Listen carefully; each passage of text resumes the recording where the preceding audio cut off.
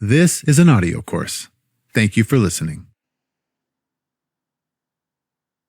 We're talking about your latest, The Job Closer, time-saving techniques for acing resumes, interviews, negotiations, and more. I'm tempted to jump right into the particulars, but maybe if you could kick us off with an inspiring story who used some of these approaches and had some transformative results. Honestly, I see this on a daily basis during my busy season and on a weekly basis, but it's every time I see somebody embrace the FIT model for answering, tell me about yourself. I think historically we've all been bludgeoned with this concept of selling yourself. And what I'll see is my job seekers will come in to do a mock interview and you'll ask them, tell me about yourself. And you'll warm up any interview with a small talk. How's your day going so far? Where are you from? Oh, I was up late watching the basketball game. Did you catch it? And then they'll say, tell me about yourself, signaling the interview's about to start. And people will go from that fun person who has hobbies directly into the robot who is like, okay, I've got the next 2 minutes memorized completely word for word. All the goodwill and rapport that you built during the first 3 minutes of small talk is suddenly wiped out. Like, now I'm uncomfortable. You're a completely different person. And that's how I see so many of my job seekers that I start to work with. But when they embrace this FIT model, which FIT, F-I-T, F is for your favorite part, I is for the insight that you gained, and T is for the transition you made. It's just a pattern, a lather, rinse, repeat pattern that you take through each stage of your career. So my favorite part about being a chemical engineer was breaking difficult problems down into smaller pieces. But the insight that I had was that I wanted to apply that rigorous logic to a wider variety of challenges. So upon graduation, I made the transition into strategy consulting. So the nice thing about that is it's completely authentic. You're just saying what your favorite part was. The funny thing about saying the word favorite, though, it's so powerful because I can give you 3 statements. Only one is true. Can you guess which one? I really enjoy cleaning the toilet. I am passionate about cleaning the toilet. My favorite chore is cleaning the toilet. Only one of those is true. Which one is it? For me, it is absolutely my favorite chore because minimal time investment, maximum impact of cleanliness. But to say I enjoy cleaning the toilet, that's a lie. To say I'm passionate about cleaning the toilet, that's definitely a lie. So I can say something is my favorite, have it be an absolutely true statement so it's authentic, deliver a neutral energy, which is accurate, and not lose the goodwill of my interviewer who thinks I'm lying to them. But I see so many people, it's actually a safer statement than saying that you're passionate about something. To say that something's your favorite and you don't laundry list that way. So it focuses attention. But when I see people, like the light switch goes off and they actually try FIT, and for each promotion that they've had through their career, or each stage of their life, they go from this memorized robot into a person who's just helping you catch up on their life like you would help a long lost uncle you never knew you had catch up on your life, being authentic and real and meaningful. And seeing that light bulb go off never gets old for me. And so that FIT model sounds perfect for tell me about yourself because you're telling them about yourself and in a professional context and why are we here, which is kind of sometimes the subtext really of tell me about yourself. So is that FIT model primarily for that question or for a broader array of questions? It's to a job seeker's advantage to treat tell me about yourself or walk me through your resume in identical fashion. I consider those to be identical simply because the job seeker, you want to provide novel content. And where people go wrong with tell me about yourself or walk me through your resume is they do what I call it the transcript, where they basically read their resume out loud to you. I know that. I read this. Yeah, it doesn't add value. You're just saying these words out loud that they've hopefully already glanced at, but probably haven't. Either way, it's not interesting. It doesn't help me get to know you any better. The why you did what you did, why you made the career change when you made that. That's not in your resume. That's far more interesting. It makes you a stickier candidate in terms of memorability. So getting away from what you did and more into why you did what you did, that's really helpful.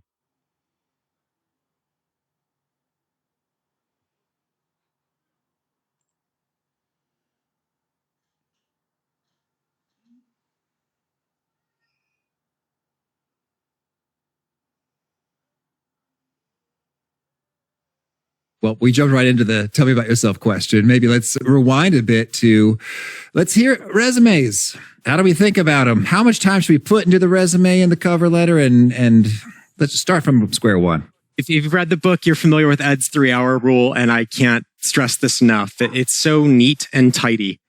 So Ed's 3-hour rule is this, and this is after my boss, Ed Bernier. He says that assume your job search is going to take you 100 hours of time. Don't spend any more than 3 of them on your resume. Any more is too much. Any less is probably not enough, but It signals how unimportant in the grand scheme your resume is. People so badly want to believe that if they put in enough work on their resume, they may not have to do this networking thing, which is really what I wrote the Job Closer to do, to help people get back to the more meaningful activity, which is networking, as quickly as possible. But Ed's 3-hour rule, basically in 3 hours, you can get to what I call good resume status, error-free, and have some accomplishments, basically bullet points that serve as a cheat sheet for your interview. These are the stories you're prepared to tell because they are your greatest hits. And if it's intuitive to you, you can add results and quantify them. But if not, error-free is going to be okay. The Ladders did a study where they found that on average, hiring managers were spending 6 seconds per resume. They hooked their eyes up to eye tracking software. And the shocking thing was when they looked at what these hiring managers were looking at, they found what they were looking at were where you went to school, where you worked, what your job titles were, what your dates of employment were. The unifying theme between all those items, they are things you can't change. But that's not the stuff that people stress about when they do their resume. They stress over the bullet points. They need to wordsmith. Should it be managed or supervised? And that doesn't really matter. They only spend 1.2 seconds on average reading all of your bullet points combined. So really focusing on getting it error-free and objectively correct is going to be good enough for most job seekers most of the time and save you hours and hours of anguish and hundreds, if not thousands of dollars of hiring coaches to disagree on what a perfect resume looks like. You're watching. Let's talk about nailing an interview and a resume.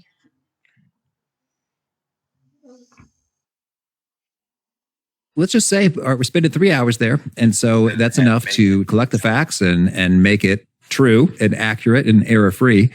Anything else we should be doing with those 3 hours in particular for our focus? I think the best way to look at it, again, is as this greatest hits or a cheat sheet for your interview. In your interview, you'll be asked a lot of what are called behavioral interview questions, which tend to begin with, tell me about a time when you did something, led a team, failed, collaborated with others. And you'll need to have a 2-minute story, a CAR story for challenge, action, result. There are a few different formulations of that. I like CAR. It's the simplest one. So each of these bullet points should represent one of those CAR stories, those 2-minute stories you're ready to tell that demonstrate why you were better at the job than the person who had that job before you was. So it's not about listing responsibilities. It's about highlighting what you did with those responsibilities and why it was uniquely good. That's really the right way. You're going to have to do that before an interview anyway. Come up with those stories. My recommendation for maximum efficiency is think of those stories while you're writing your resume. So it is a cheat sheet for you. You don't have to do double work. If you make special bullet points just for your resume, usually people list out their responsibilities, and responsible for ... is a giveaway sign that it's a terrible bullet point that anyone else who had that job could list. So it's not a differentiator.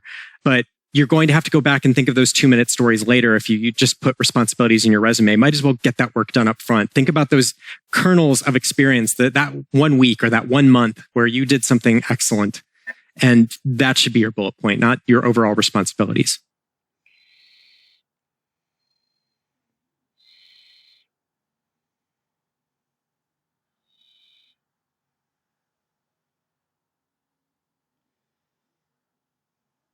And cover letters, do they matter? And how should we do them? Oh, cover letters sometimes matter a lot and they sometimes don't matter at all. And you never know for whom they matter. So my recommendation is acquire that skill, learn to write them well.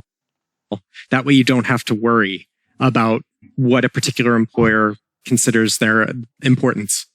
So the technique that I recommend for this one is called RAC, for reason, anecdote, connection. And it's the same technique I actually recommend for answering the why questions that you'll get in your interview.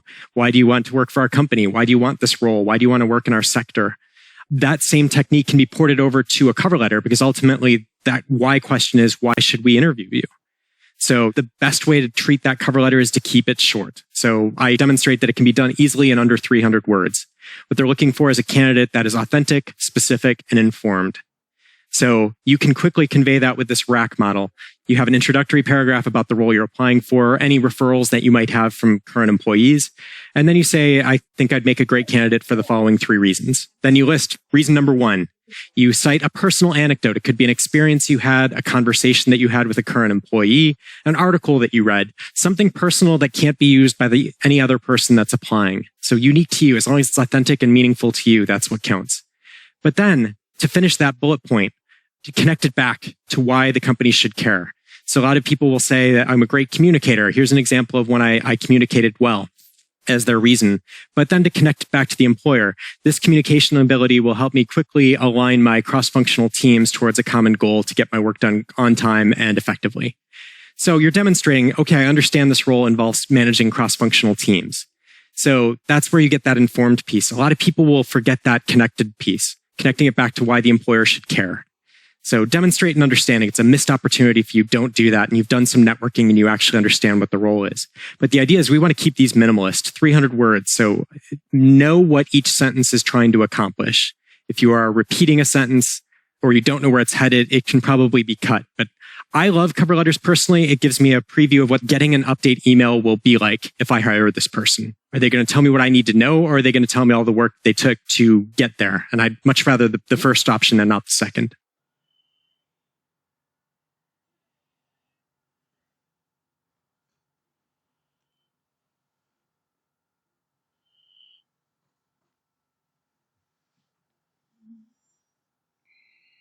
All right, well, let's talk about interviews then. We've hit the first question nicely. Tell me about yourself.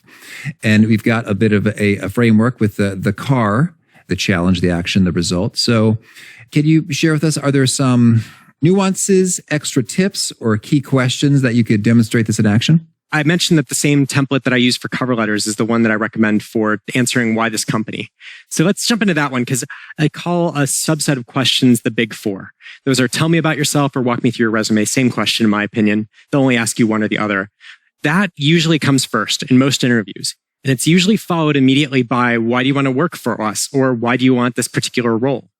The other flavor of that you might receive is why do you want to work in consulting? Why do you find the autonomous vehicle space so interesting?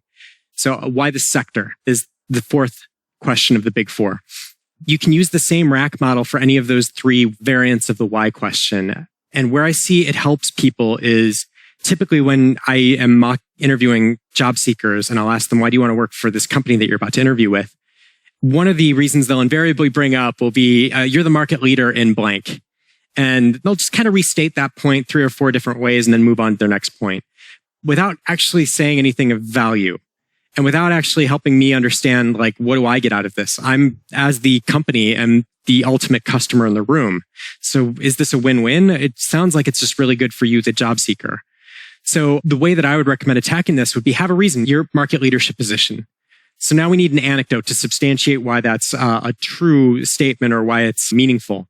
So for me, it might be, I've worked at a variety of companies from tiny startups to larger Fortune 100 organizations. And I found when I was working at larger Fortune 100 organizations, I love taking advantage of their infrastructure for personal, professional development, for mentorship, for programming to help me get to know my start class so I could just deepen my bonds to the organization easily. I thrive when there's infrastructure provided. So I could bring this appreciation of all of the great world-class infrastructure that you have for developing excellent people to your organization, meaning that I'll grow faster and add value to your organization more quickly. So taking that kind of cliched point of you're the market leader, which tends not to lead anywhere. And if you're going to use a point like that could be perceived as cliche, add an anecdote to it. My best work has come when I've had the resources of a large company. Connect it back to why it's a win-win. This means I'll get up to speed faster and grow more quickly. I think another kind of sibling answer I'll hear a lot is it's the people. Your people are amazing. But then that never gets developed. Who specifically did you talk to? It's such a cliched point. If you're going to say a cliched point like that, put it into the words of someone specific. I was talking to Rachel Franklin and she mentioned that she'd worked for a lot of companies who called themselves family, but like at your company, she actually believed it. That was the first time she actually felt that family vibe. That really resonated with me because I'd had the pleasure of working with an organization where we weren't focused on our individual goals. We were focused more on the company's overall goals. We were in it together. So this will allow me to more quickly develop the trust of my cross-functional teammates or my immediate work team so that I can be integrated more quickly. As long as you make an attempt to frame it as a win-win instead of just why it's good for you and demonstrate that you've done a little research. You know who Rachel Franklin is. You've chatted with her. It differentiates the serious candidates from the ones who just prepped for this at 11 p.m. last night.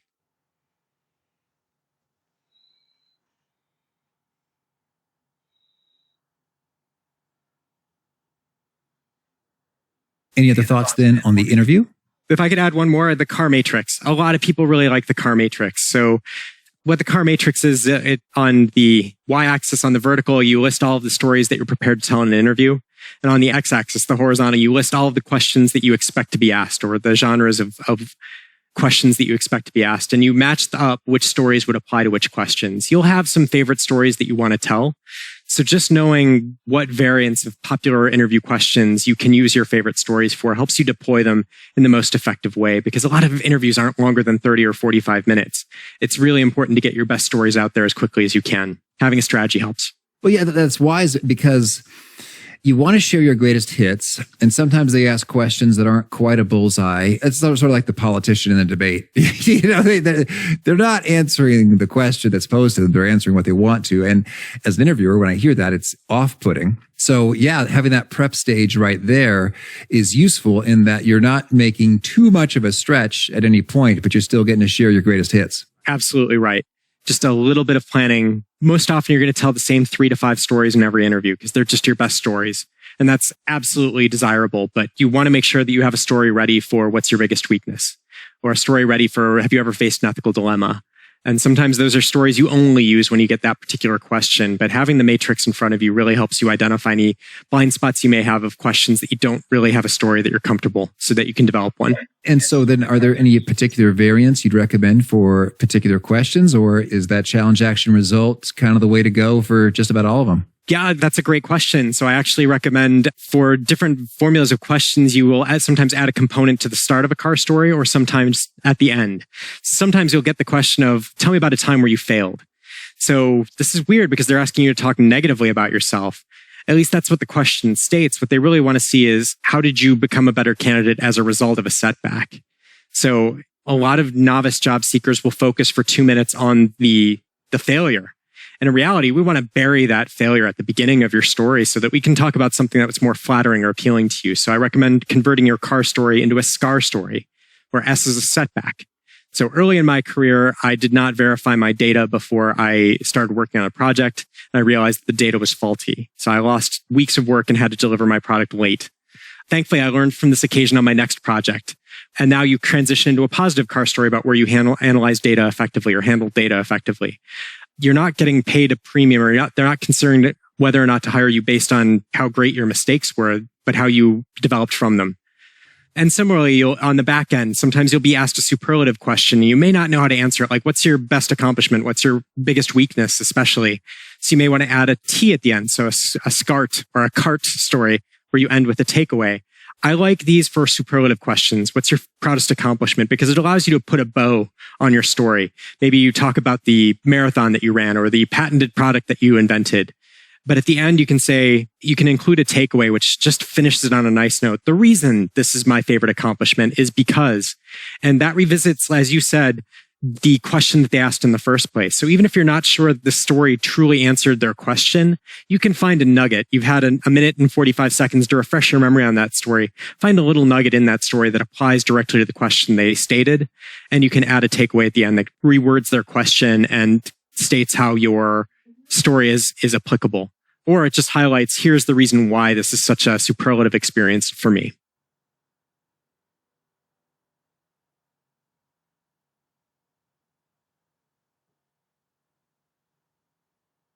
Okay. Well, now let's talk about negotiation. Oh, absolutely. Well, first of all, should we negotiate, or is that rude? Absolutely. If I hire 10 people and only one of them tries to negotiate, that person's getting my most important project.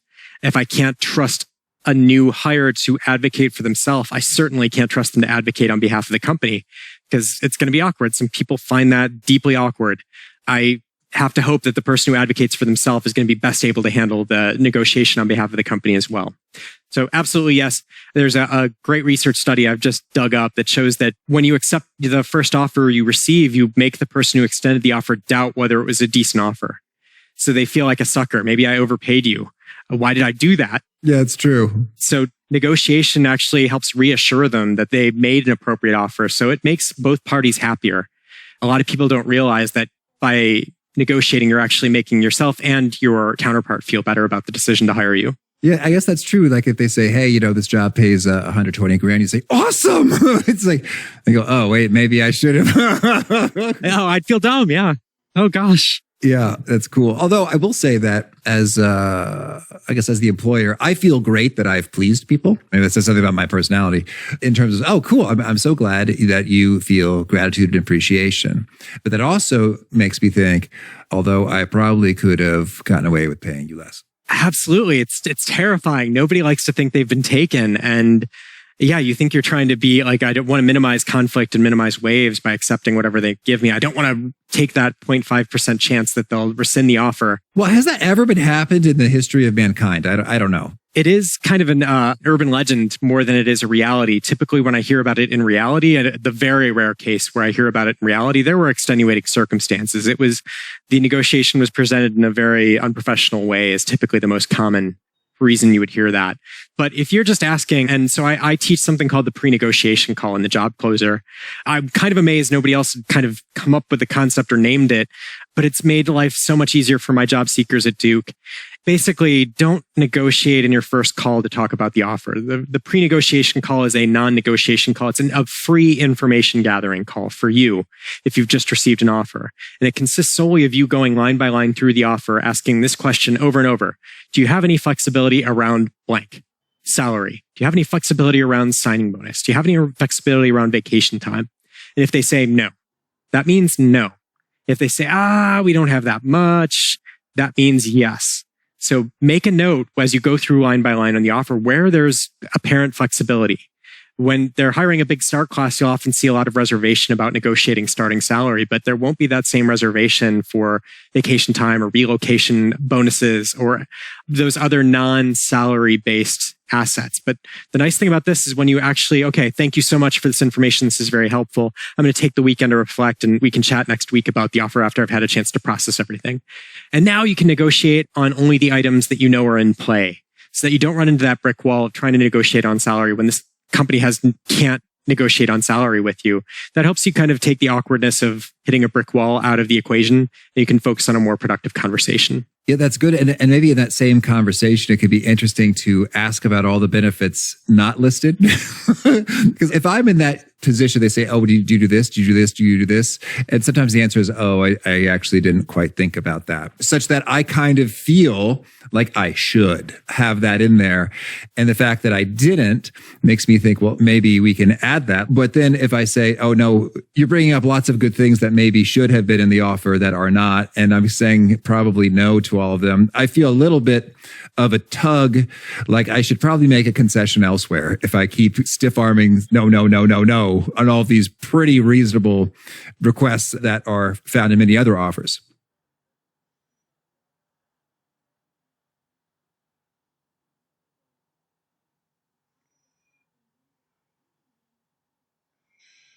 One of the books that I took great inspiration from was Getting to Yes. For writing the negotiation piece. It was the first negotiation book I'd read, and it's considered a classic in the genre. And it really focuses around principles-based negotiation, or basically to share your motivation. Don't hide it. Have a because is how I refer to it in shorthand. So don't just ask for more money. Ask for more money because you've created a budget. You're looking to pay off your educational debt within a certain number of years. This would really help you accomplish that with more certainty.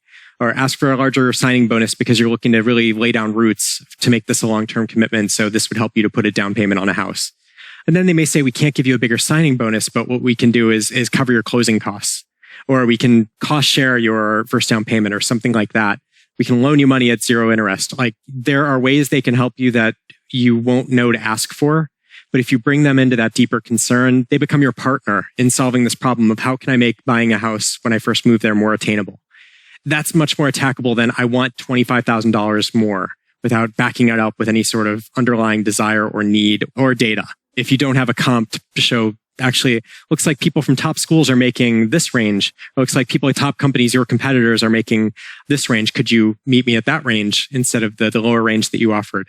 So it's important to either have some data, however applicable, as long as it's favorable to your case, but then have reasons why. Have a because for everything that you plan on asking for. How is this going to unlock a win-win? Okay. Well, any other choice tips or phrases that you love in negotiation? Can you help me? Can you help me do this? I think that's a very unthreatening way to ask for more. Like, can you help me close this gap on our salary difference? Again, it constantly frames your negotiating partner as a partner. You're on the same team. So it engages them creatively instead of getting focused on positional bargaining, which is, I want this number, you're saying that number. How do we save face and not hate each other in the process? Yeah. And I'm really thinking back to what you said with regard to if only one negotiates, that's the one you're going to entrust with a big project. Because I think that really reframes the whole thing. Like, negotiation is not rude or inappropriate or ungrateful, but rather it is a further demonstration of what you're going to be bringing to the table. And not only might you be hurting yourself financially because you don't ask, you could be hurting yourself professionally because of the impressions that sends. And I just don't think that the fear is real. And it might just be like, no, hey, seriously, compensation is standardized across all of North America. It was like, okay, well, I asked and you answered, and I guess that's it. And maybe there's a couple little areas that we could go after, but I'm not going to ask about the signing bonus or the salary or the 401k match or the target year-end bonus, as I guess standardized across North America. But here's a couple of exceptional situations that we can go there instead. And you still won. Even if you ask and get shut down 100% across the board, you've still tried. You still advocated for yourself. So that makes me more confident that you'll advocate for the company. So it's a brand preservation. It's a brand protection measure. And that's a certain loss. If you don't negotiate or at least even attempt, that's a certain ding on your reputation that you didn't even try to advocate for yourself. Whereas this urban legend, I'm afraid of the offer getting rescinded. That is an uncertain, very, very rare occasion that usually has extenuating circumstances around it. So make the less common mistake is always my guidance.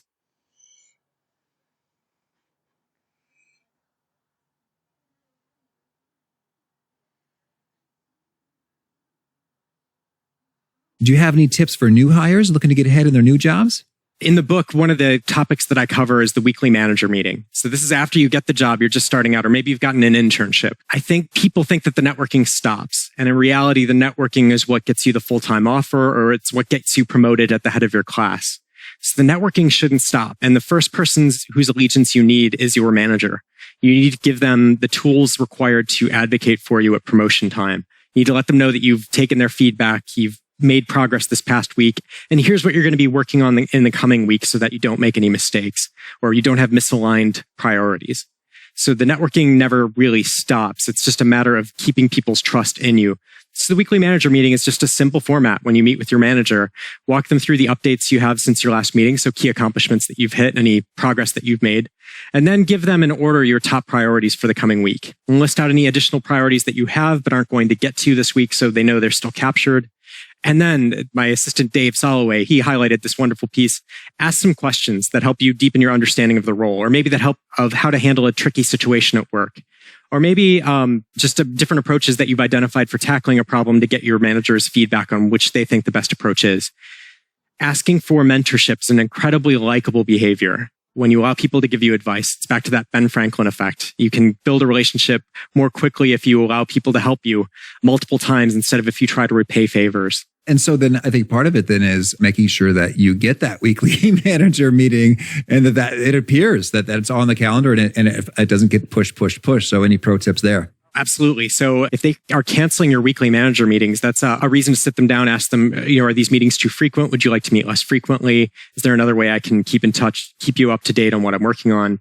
But really you want to start broadening your network outside of just your immediate manager. So you're not beholden to a single person to advocate for you when you can't ever be certain that anyone will. Yeah, that makes a lot of great sense. And so then any pro tips on how to have those conversations with other folks within the organization? So setting up coffee chats and getting to know them. Invite people who are peers to your manager. Let your manager know you're going to meet some other people in the organization. You'll get their blessing. That way they don't think you're doing anything weird. You're just trying to learn more about your role in the group and the broader team. And then extend that to any other people that you meet whose work impresses you or whose work you find interesting. Not everybody will take you up on your offer, and that's totally fine. But the people who do take you up on the offer will appreciate your proactivity it's just so hard to demonize someone that you've shared a meal with or you've shared a coffee with.